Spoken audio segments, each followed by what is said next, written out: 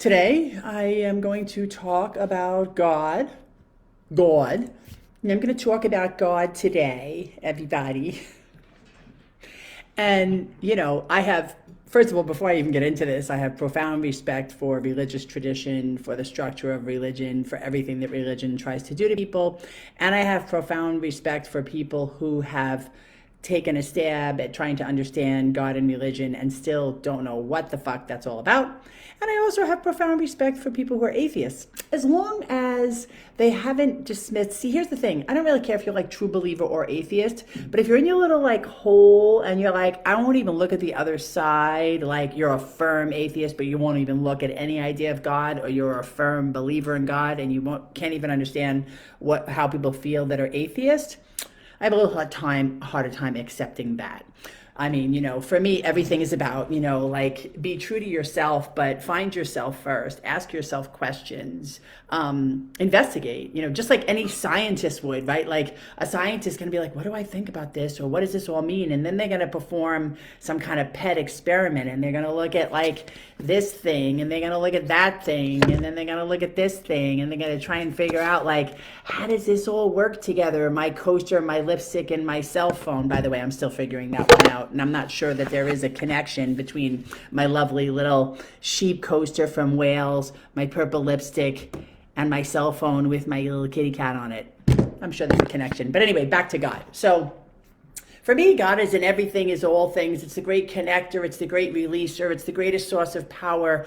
But it can be an it can be a he, it can be a she, it can be an energy of the storm and the snow, it can be the ocean, it can be anything and everything that I want it to be. And I was driving this morning and I was thinking to myself about my grandparents, and my grandparents were just kick-ass humble people. They were just kick-ass humble people. They needed nothing great, and they just they were good people. The little kitty cat. And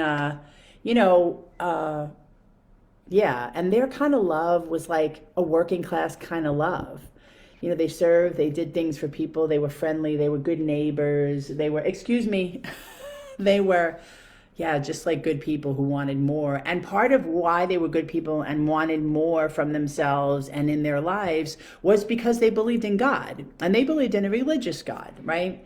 And I think that we're really fortunate in this day and age to be able to look at a lot of different ideas about God, good orderly direction, the great outdoors, energy, metaphysics, quantum physics. A lot of people who were raised in the United States in a historically Judeo-Christian tradition are now examining and re-examining Eastern traditions like Taoism and Buddhism and stuff like that.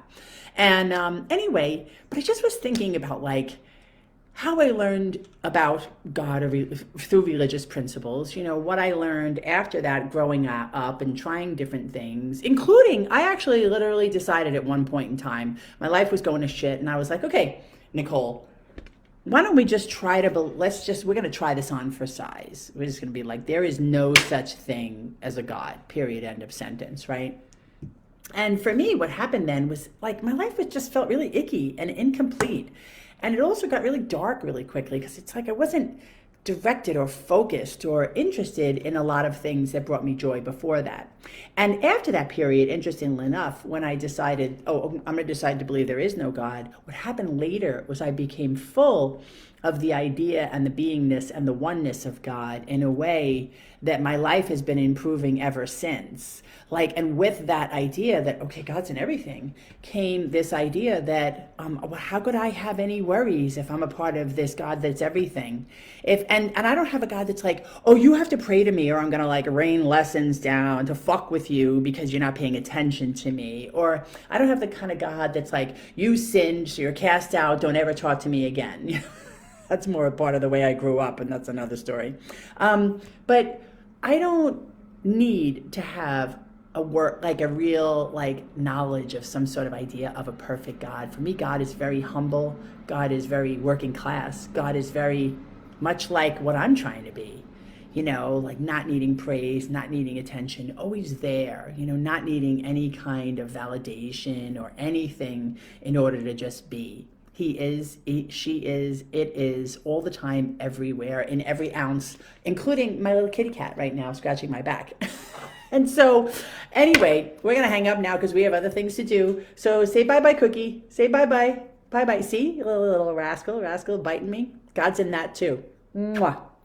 Have a great day.